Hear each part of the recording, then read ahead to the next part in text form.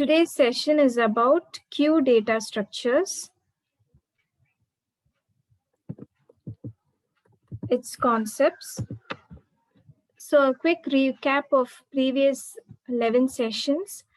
We saw what is an algorithm, its characteristics, and the introduction, and the common data structures like array, linked list, stack, queue, tree, graph, which are present. We saw a quick review, and data structure and its types like linear, non-linear, primitive, non-primitive, and an introduction to array, its types, one-dimensional array, two-dimensional array. And we saw the Java programs with algorithms. First, we started with simple programs like positive number or not using conditional statements, if and else. And then we saw about prime number or not using for loop statements. And then we moved on to one-dimensional array programs like creation, initializing, accessing, and printing elements of 1D arrays using for loop. And we saw the sum of elements in arrays using for loop. And we saw about the array rotation. Then we moved on to 2D array programs, which dealt with row matrix format and column matrix format. We saw matrix addition and matrix multiplication with its preconditions and operations. We saw in matrix addition how to use two for loops and execute the matrix addition.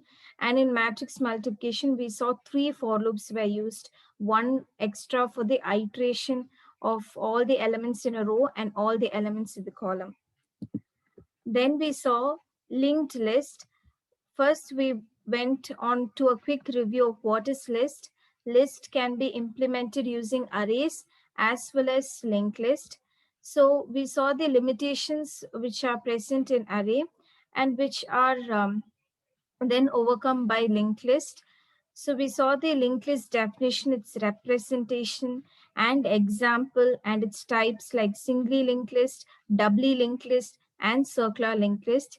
In circular linked list, there are two types like singly circular linked list and doubly circular linked list. We saw the Java program which is associated with single linked list, first insertion at the beginning, then insertion at the end of the list, and insertion after the given node.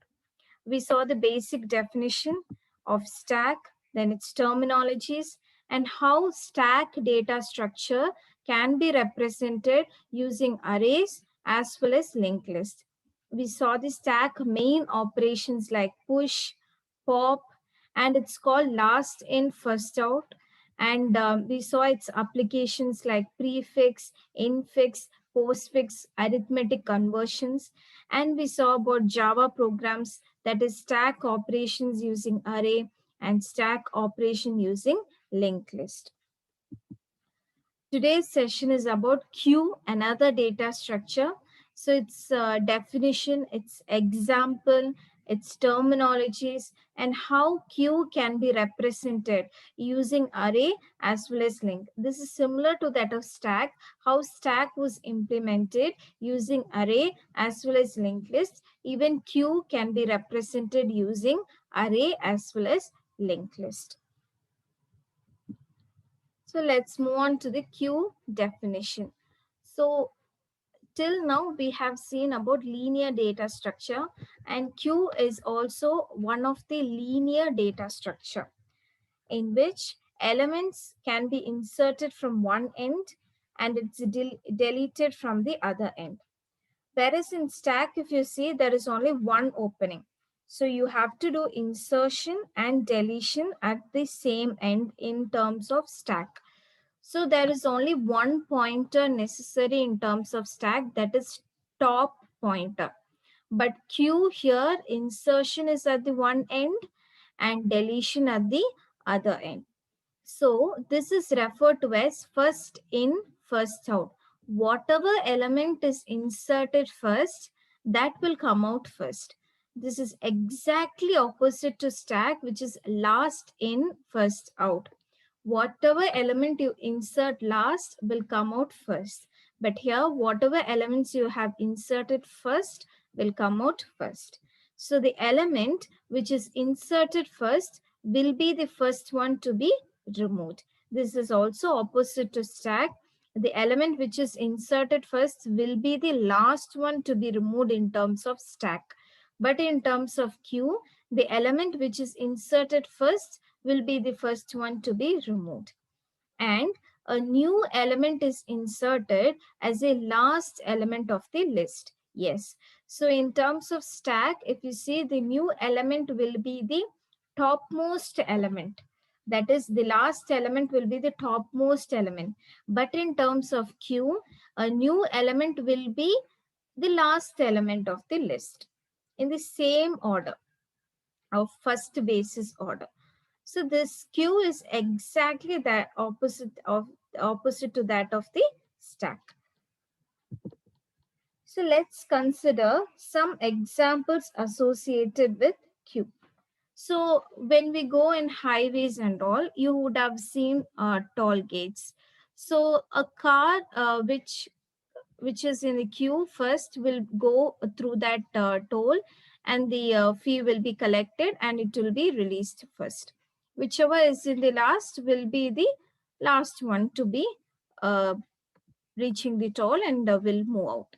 So consider a toll booth which collects cash from cars passing through a narrow bridge.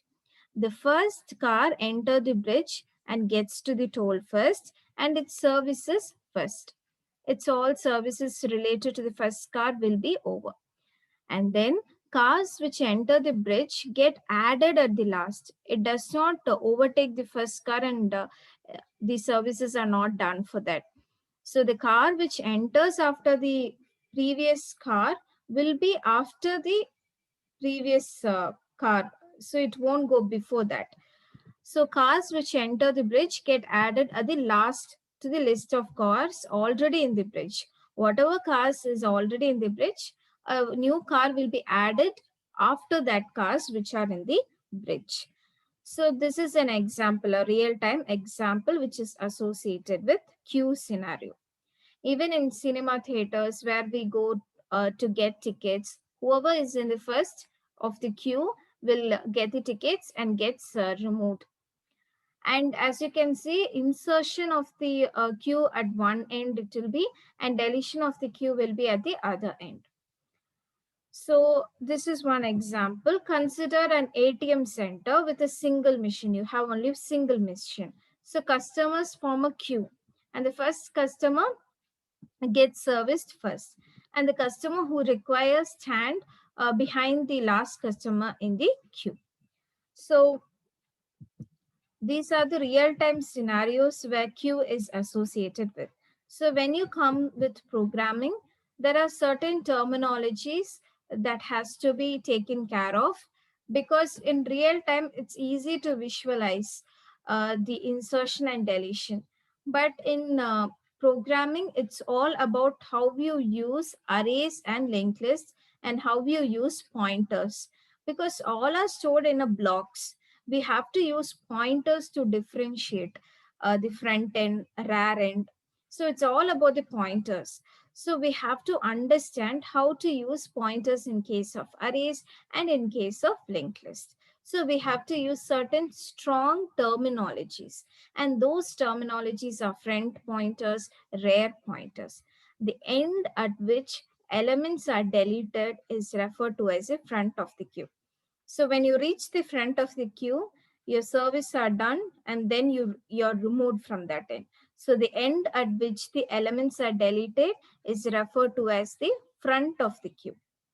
And then the end at which the elements are inserted is referred to as the rear of the queue. At the back only you get inserted. You're not inserted at the top as in the case of stack. So the end at which elements are inserted is rear end. So rear of the queue. So the insertion of elements into a queue is referred to as enqueue operation.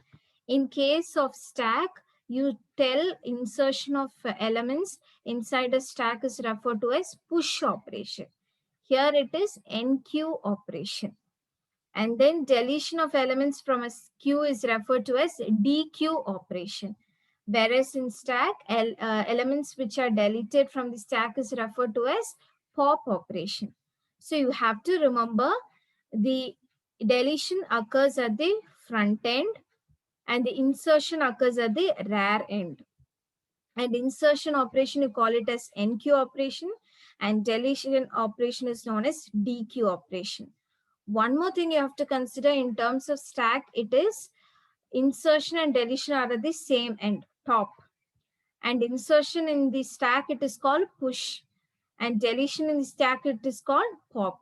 So there it is push, here it is NQ. There it is pop, here it is DQ. There it is topmost place you get insertion and deletion. Here you have front end for deletion, rear end, back end for insertion. So now we will see how to represent Q using arrays.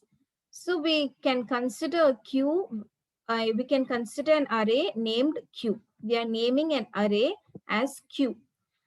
It can accommodate a maximum of n elements. So n can be any size like 10 or 7 or 5, anything.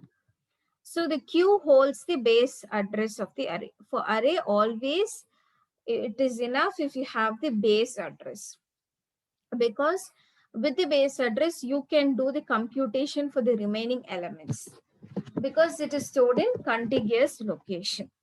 So base address plays a key role of the array. So here, if you have an array name called Q, Q will hold the base address. So I'm declaring like a Q of 10. So Q, that array name will hold the base address. The 10 elements will be in the Q. It is contiguous. Okay. When the array represents a queue, insertion and deletion are always made at the opposite ends. It is not similar to that of the stack, where insertion and deletion are at the similar end. Here it is opposite end. We saw there are two ends. One is front end, another one is rear end, right? So you have to create two variables. One variable is front, which is used to store the subscript of the first element. So the first element subscript means index. So that will be stored in the front. And the variable rear is used to store the subscript of the last element. You have to remember array concepts here. Subscript refers to the index. So there is a base address like 1000. That is the starting.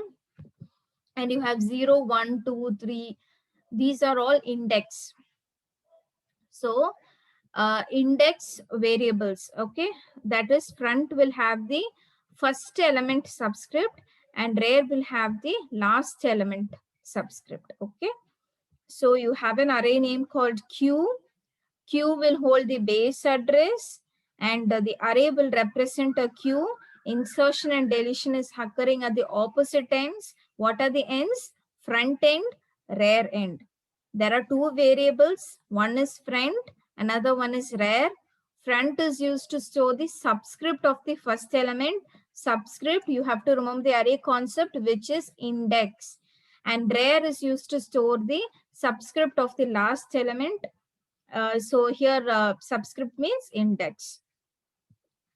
So let's see this example. So you have like an empty array. Let's have first an empty array of seven elements you can store. So first I'm going to insert an element A. So it will go to the index 1 and get stored, right? So so front is 1 here. And then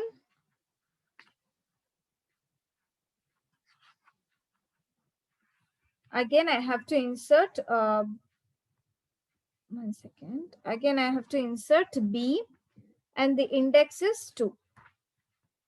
So here, yeah. So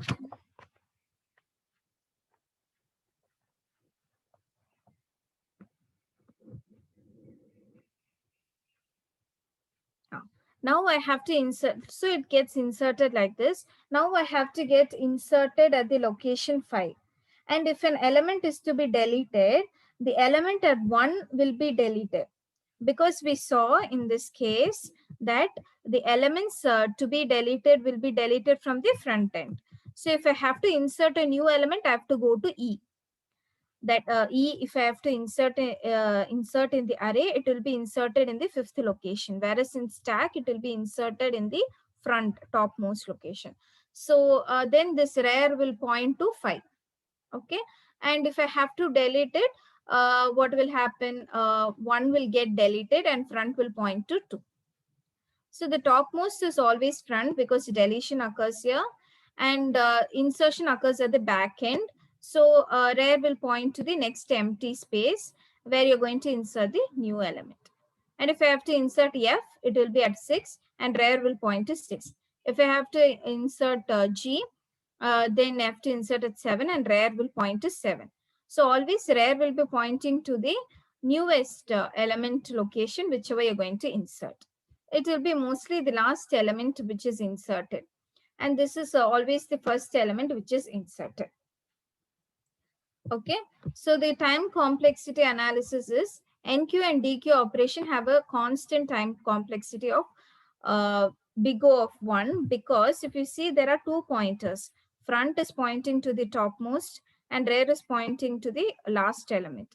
Now, if you do NQ also and DQ also, it is going to be the same, because the time does not differ for deletion and insertion, because you have 2 pointers, one for the deletion, one for insertion. So it is constant time complexity. You don't have difference in the insertion and deletion. Now we are going to see representation using linked list.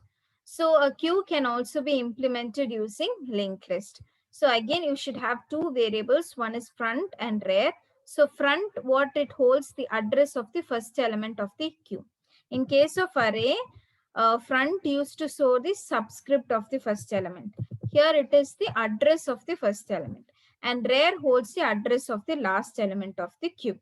And front refers to the starting address of a linked list, and a new node to be inserted would be inserted at the rear end. So always front will be pointing to the head node.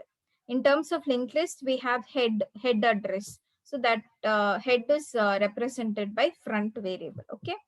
So as you can see, you can insert elements, and the starting will be the front. Like instead of head address, you'll be having front. And then the last element which is inserted recently, as you can see, the next address is null.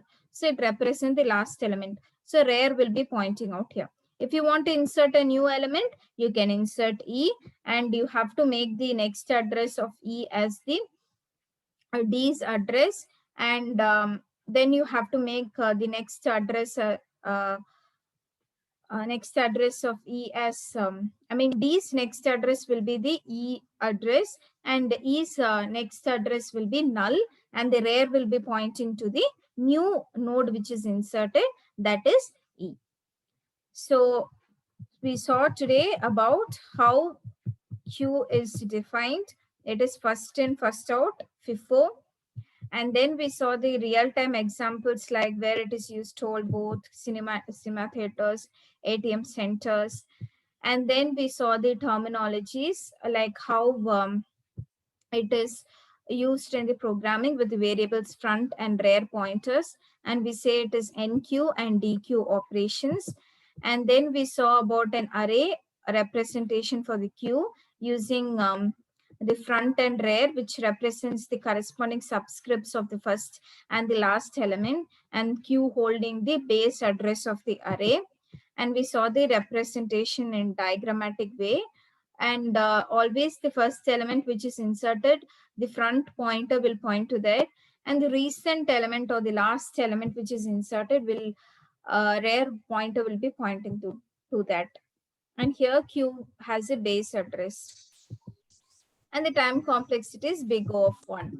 And the representation using linked list, we saw about front and rear, and front refers to the starting address of linked list, and rear represents the last node, like the null node. So that's all for today. I told this reference, you can have this for quick understanding. Yeah.